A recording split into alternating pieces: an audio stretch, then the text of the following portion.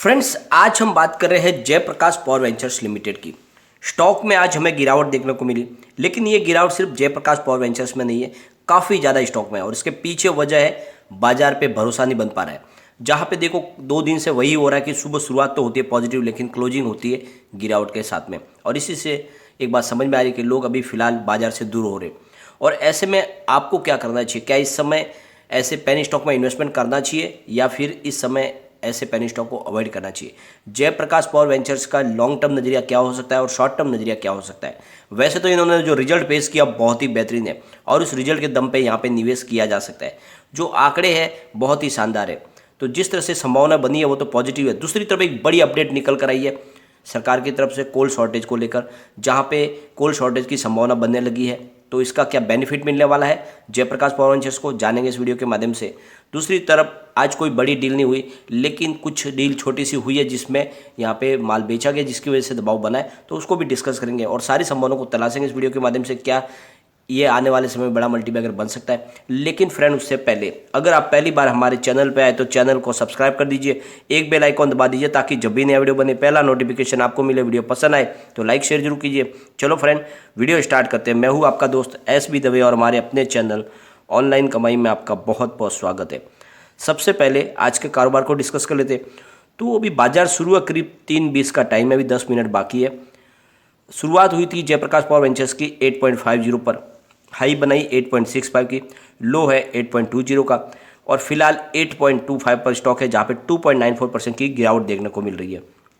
यहाँ पे अगर हम सेंसेक्स की बात करें तो पूरे दिन आज बहुत ज़्यादा अप डाउन देखने को मिला, पूरी तरह से वॉलेटाइल रहा बाजार। शुरुआत हुई थी 58,217 पर, पॉजिटिव शुरुआत थी और अच्छी खासी हाई भी बनाई यानी 58,346 की, और लो बना आज का 57,635 का।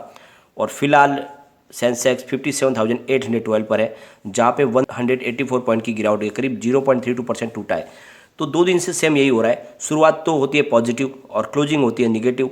इसका मतलब लोगों का भरोसा बन नहीं पा रहा है और उसके पीछे सबसे बड़ी वजह है रसिया और यूक्रेन का मामला, जहाँ पे लगातार नए नए अपडेट निकल के आ रहे हैं। एक तरफ तो रसिया कह रहा है कि हम अपनी सेना को कम कर रहे हैं, हम युद्ध नहीं चाहते, और दूसरी तरफ US का कहना है कि रसिया लगातार अपनी सेना को बढ़ा रहा है। अभी जो लेटेस्ट अपडेट में उन्होंने कहा है कि 7,000 और नए सैनिकों को उन्होंने वहाँ पे मोर्चे पे लगा दिया। इसका मतलब ये हुआ कि हो सकता है युद्ध हो। तो ऐसे में कोई भी जल्दी रिस्क लेना नहीं चाहता, और ऊपर से FI का तो रुझान बाजार की तरफ से हटा हुआ है, वो तो लगातार सेलर बने हुए, इसीलिए यहाँ पे पॉजिटिव संभावना बनने की बहुत ज़्यादा धूमिल संभावना है अभी इस समय। तो नज़रिया सिर्फ लॉन्ग टर्म हो तभी निवेश करें, शॉर्ट टर्म वाले तो फिलहाल बाजार को अवॉइड करें। यहाँ पे जो सबसे बड़ी जो अपडेट निकल के आई है वो है कोल शॉर्टेज की।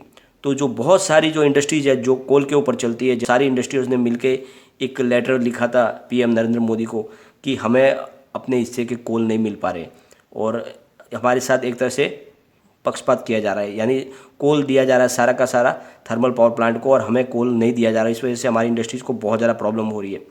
तो सरकार की तरफ से कहा गया कि कोल की कोई शॉर्टेज नहीं है। इंडस्ट्रीज़ की तरफ से फिर से अपडेट जो निकल के आ रही है कि ज़बरदस्त तरीके से उनको कोल की शॉर्टेज हो रही है और उनके कामकाज में काफ़ी ज़्यादा इफेक्ट पड़ रहा है।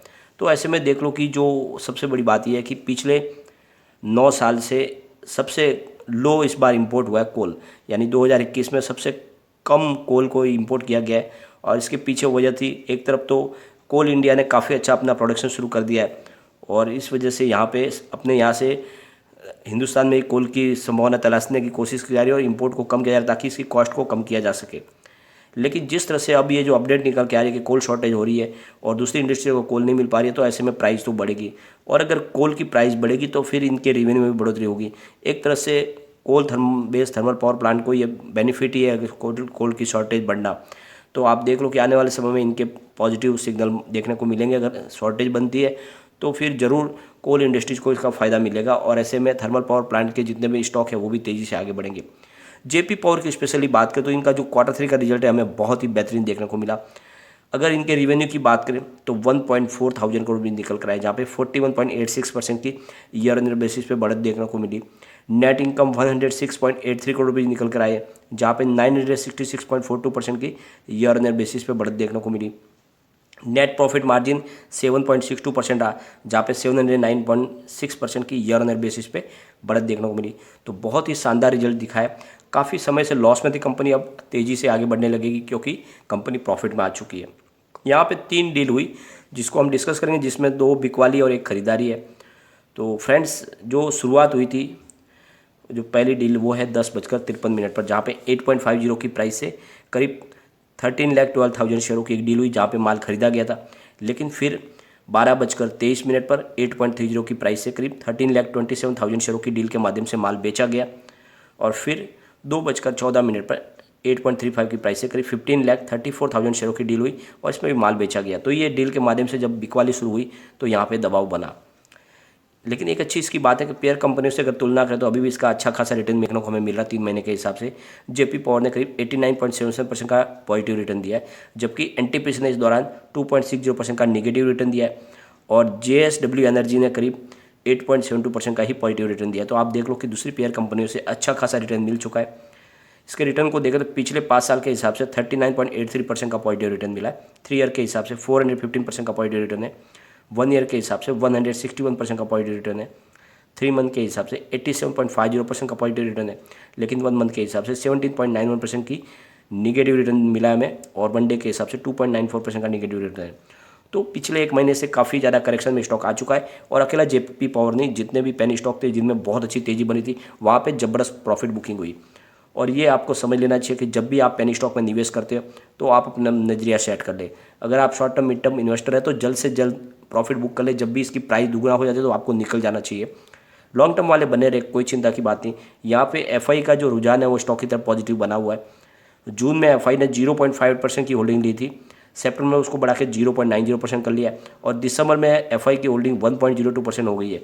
तो लगातार एफआई बाजार में निवेश कर रहे हैं, जबकि एक तरफ तो वो बाजार में माल बेच रहे हैं, लेकिन उनका जो निवेश है एफआई का जून जेपी पावर में आ रहा है, तो इसका मतलब जेपी पावर तेज़ी से आगे बढ़ सकता है। बात अगर डीआई की करें तो इनकी होल्डिंग कम हुई है, जरूर इन्होंने प्रॉफिट बुक किया, लेकिन अभी भी अच्छी खासी होल्डिंग है। 35.13% होल्डिंग जून में थी, 28.72 हुई सितंबर में, फिलहाल 23.28% की होल्डिंग है। तो ये स्टॉक कमाल कर सकता है, निवेश आपको इसमें करना चाहिए। एक बार इसके वॉल्यूम को भी हम देख लेते हैं तो बीएससी में 1,02,09,000 का वॉल्यूम और सामने 35,79,000 की डिलीवरी उठाएगी। डिलीवरी का परसेंटेज 35.06% है। एनएससी की बात करें तो 4,99,67,000 का वॉल्यूम और सामने 2,18,68,000 की डिलीवरी उठाएगी। डिलीवरी का परसेंटेज 43.77% है। तो अच्छा खासा डिलीवरी बेस काम हो रहा है, बहुत ही शानदार क्वांटिटी में कामकाज हो रहा है। वॉल्यूम को अगर एनालिस करें, पिछले 1 महीने पहले इसका 14 करोड़ का वॉल्यूम था, 1 वीक पहले 10 करोड़ का वॉल्यूम हुआ और कल भी 10 करोड़ का वॉल्यूम था, आज 6 करोड़ का वॉल्यूम होता है। अच्छी क्वांटिटी के साथ में कामकाज हो रहा है और ये इशारा है कि कंपनी मजबूती से आगे बढ़ सकती है। लोगों का रुझान तो बना हुआ है, लेकिन जो सेलर बायर के आंकड़े उसमें काफ़ी ज़्यादा फर्क है। यहाँ पे बायर 63,02,000 है, लेकिन सेलर 2,60,20,000 है और इसी वजह से यहाँ पे दबाव निकल के आ रहा है। बाजार की दिशा बिल्कुल निगेटिव बनी हुई है, यहाँ पे तेज़ी बनने की संभावना बहुत कम है और इसके पीछे वजह सबसे बड़ी है रसिया यूक्रेन का विवाद। कभी भी युद्ध हो सकता है, तो फिर यहाँ पे बड़ी गिरावट की संभावना बन रही है। ऊपर से फेडरल रिजर्व जो अमेरिका की बैंक है वो अपनी ब्याज दरें बढ़ा सकते हैं, तो ऐसे में बहुत दबाव आ सकता है। और इसी वजह से दूसरी सबसे जो बड़ी वजह है वो है एफआई का रुझान। एफआई लगातार बाजार में सेलर बने हुआ है और ऐसे में तेज़ी बनने की संभावना बहुत कम है। तो आप भी अगर आप शॉर्ट टर्म और मिड टर्म इन्वेस्टर है और प्रॉफिट मिल रहा है तो प्रॉफिट बुक कर ले। अब फिलहाल कोई फ्रेश एंट्री ना करे, सिर्फ जिसका लॉन्ग टर्म का नजरिया है वही इन्वेस्टमेंट करे। आने वाले समय डेफिनेटली ये बहुत ही अच्छा रिटर्न देने वाला है। भले ही इस समय प्राइस गिर जाए, आने वाले समय में ये बड़ा मल्टीबैगर बनेगा, क्योंकि 2030 तक कोल डिमांड पीक पर होगी। तो ऐसे में कोल के ऊपर चलने वाली जितनी कंपनियां, जो कोल थर्मल पावर प्लांट का काम करने वाली कंपनियां, उनका भविष्य तो बिल्कुल उज्जवल है। बिल्कुल निवेश करें, लेकिन फ्रेंड कोई भी इन्वेस्टमेंट करने से पहले अपने फाइनेंशियल एडवाइजर से गाइड ले ले या अपना खुद का रिसर्च करें, क्योंकि मैंने वीडियो आपके एजुकेशनल पर्पज के लिए ही बनाया। वीडियो पसंद आए तो लाइक शेयर जरूर कीजिए और चैनल को सब्सक्राइब कर दीजिए। Thank you friend.